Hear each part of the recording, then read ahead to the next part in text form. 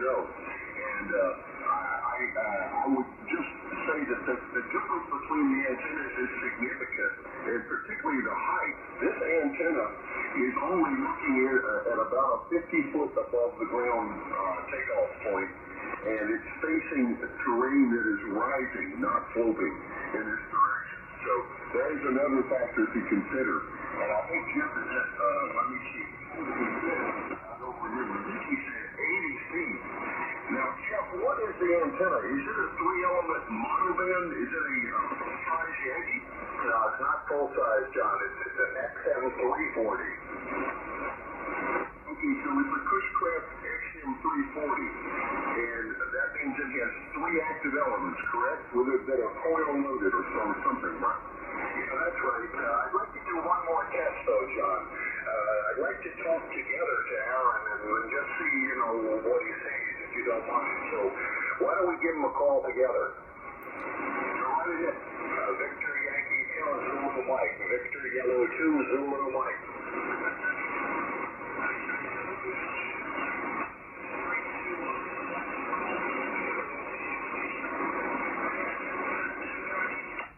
Yeah, absolutely. Go ahead.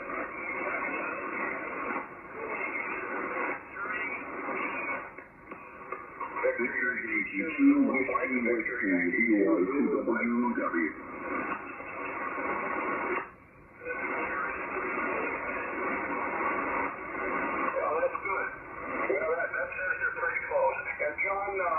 I'll tell you what the deal is here. Before the ice storm, I used to have 2 of these 3-element antennas, and actually I had 2 Mosleys.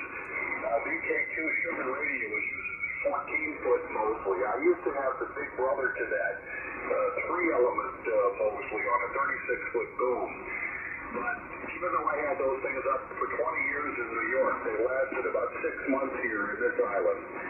And so what I did was I retrofitted it, and I put 2 3-element antennas. Basically, I took a stock XM240, which is on a 22-foot boom, and I moved it over to the Mosley boom. I had to change all the clamps and everything. It was quite a process.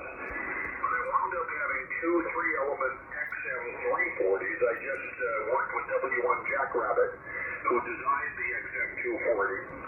And we figured out the appropriate length for a director. And so I had 2 of the XM340s in place of the Mosley. It was pretty darn good. To be honest with you, it was excellent. And over on another tower, I had another 2 XM240s, and I could put them all together and get 10 elements on 40, which was nice.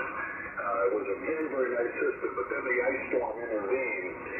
So what I've done now is just take one of my remaining XM240s, come up with a Mosley boom for it. I had to scavenge everything I had out in the upper field. A lot of drilling, a lot of measuring, a lot of nonsense, to be honest with you. But I recreated another XM340, and that's what's on top of the 80-foot tower, John. Over. Oh, yes, okay. Well, very, very good. Well, it certainly works very well for you, Jeff. There's no doubt about it. Now, I remember your location as being pretty much ocean towards the northwest, west-northwest. Is that right? You're looking pretty much over water toward Australia, are you? It's close. It's hard to say. Depending upon whether I've got the antenna oriented correctly. When I'm pointed toward Aaron, the antenna is literally just slightly to the left of the junction of where the land meets the ocean. So clearly when you get out to KH0 and JA and even perhaps Victor 85 and that kind of stuff, then I'm definitely over water, but it's hard to say whether it's directly over water. I go over a little bit of land before I hit water, I think, over. Now, that's not fair, but you've got good height working for you. I've got an excellent, perfect, actually, shot to the long path here. The long path is the favored direction, which is south.